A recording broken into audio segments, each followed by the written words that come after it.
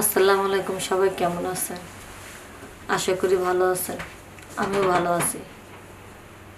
আজকে আপনাদেরকে যে ঘটনার কথা বলবো সেটা আমার জীবনে ঘটে গেছে।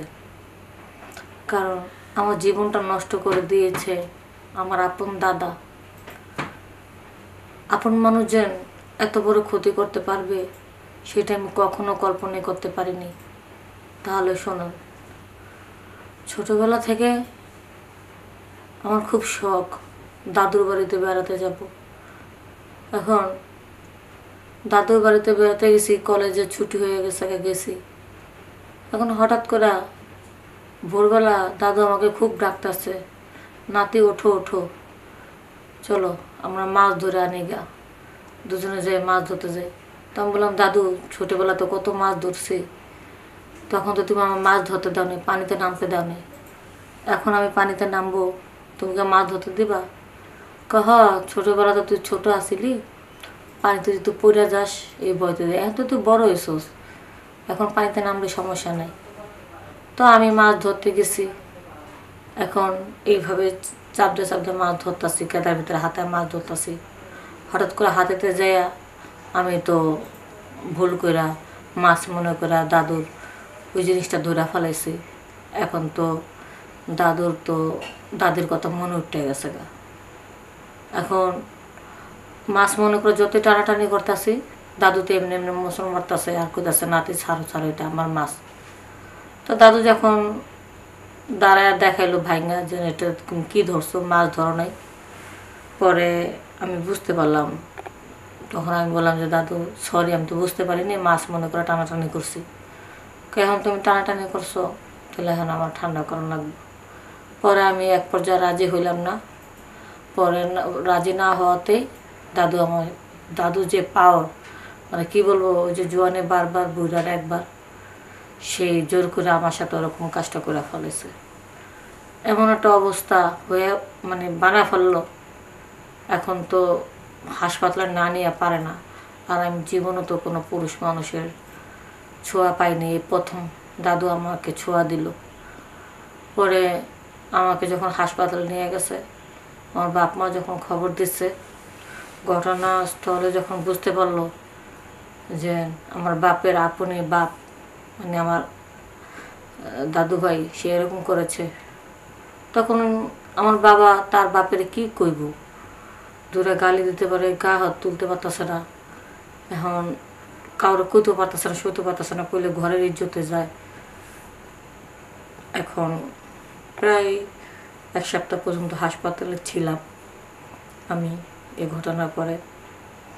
তবে হাসপাতাল থেকে সুস্থ হওয়ার পরে পরে সবাই বলল যে দাদি মারা গেছে 5-6 বছর হয়েছে, তোমার যদি বিয়ের দরকার থাকতো তুমি বলতা যে আমার বিয়ের দরকার, বিয়ে করা, কিন্তু তুমি আমার আপন মেয়ের সাথে এই কাজটা করলে আমার মেয়ের জীবনটা লাইফ নষ্ট।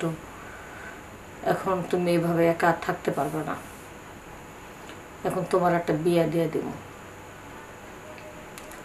পরে একটা বিয়ে করে দিছে দাদুরে।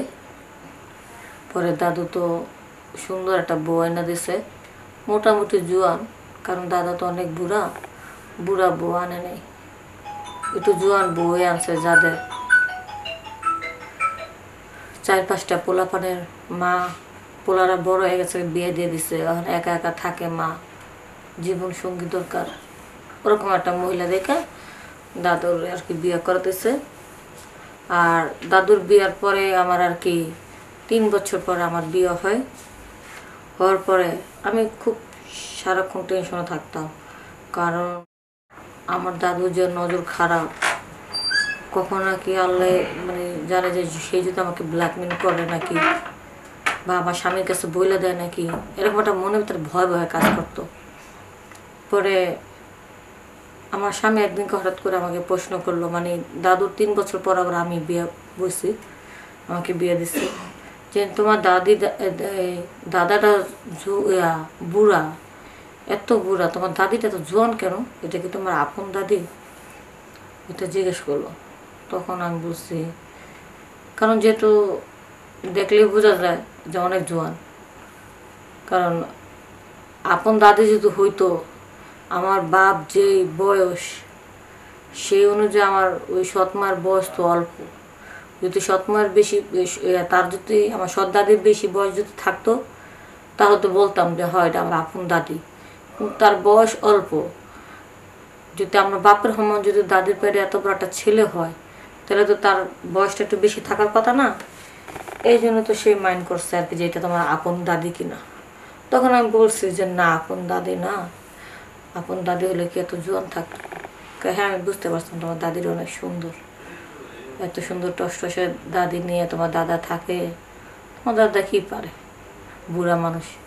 ওরা আমার তখন বলতে ইচ্ছা করছিল যে জোয়ানের বারবার ঘুরে একবার বুড়োইলে কী হইব, তার পাওয়ার বেশি দেখেই তো দাদির বিয়ে করে আনছে। পরে এই মানে সে যখন বলতো তোমার দাদি খুব জোয়ান, আমি জিজ্ঞেস করতাম তোমার কি পছন্দ হয়নি? খুব পছন্দ হলে বা করার কি আছে, তোমার দাদি তো নিয়ে নিছে। তখন ওই সুযোগে আমি বলছি ঠিক আছে, দাদিরা নিয়েছে তাহলে তুমি যদি পরটা কিছু করতে পারো করো, তুমি কিছু বলবো না? তুমি না, আমি কিছু বলুন না। আমার একটা হিসাব, বাইসাইজ যদি দাদু কোনো দিন আমার যখন আমার ব্যাপারটা যদি জানা দেয় তাহলে আমি দাদির ব্যাপারটা জানা দেবো।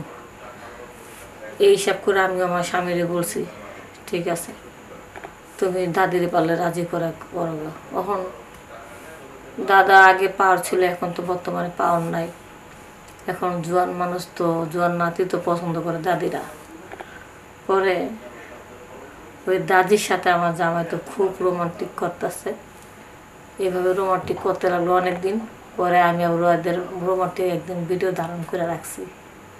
তারপরে দাদার যা ব্ল্যাকমেল করছে যে তুমি যদি কোনো দিন আমার আর তোমার ব্যাপারটা যদি কাউরে জানাও তাহলে তোমার এই ভিডিও নেটে সাইডে দেব। পরে এইভাবে দাদু আমাকে বুঝাইলো, দেখ পাগলামি করিস না, তোর জীবনের ক্ষতি আমি করে ফেলেছি। আসলে এই ক্ষতিটা করার আমার ঠিক হয়নি, কিন্তু এখন তোর দাদিদার এরকম করে তুই আমার মান সম্মান খুঁজবি।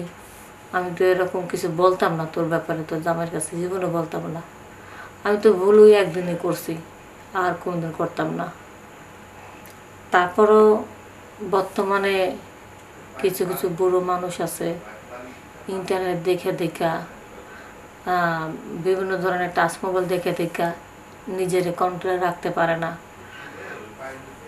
যদি মনে করেন যে না বয়সটা বুড়ো হয়ে গেছে, মনটা বুড়ো হয়নি, তাহলে সেই সমস্ত বুড়ো দাদুদেরকে একটা কিছু ঘটনা ঘটার আগেই আপনারা তাড়াতাড়ি করে বিয়ে দিয়ে দিবেন, যেন নিজের লোকের লগে কি আর বাইরের লোকের লগে কি খারাপ কোনো আচরণ যেন না করতে পারে। খারাপ আচরণ করার আগে আপনারা যদি মনে করেন যে না দাদুর একটা বউ লাগবে তাহলে বিয়ে দিয়ে দিবে। কারণ ঘটনা ঘটাচ্ছে বিয়ে করে ঘটাইলে অনেক ভালো আমি মনে করি। তো বন্ধুরা, আমার যে দাদুর সাথে ঘটনাটা বললাম এটা একটা বাস্তব ঘটনা।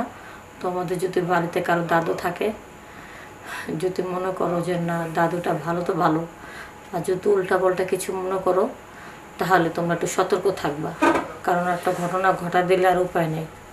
সবাই ভালো থাকবা, সুস্থ থাকবা।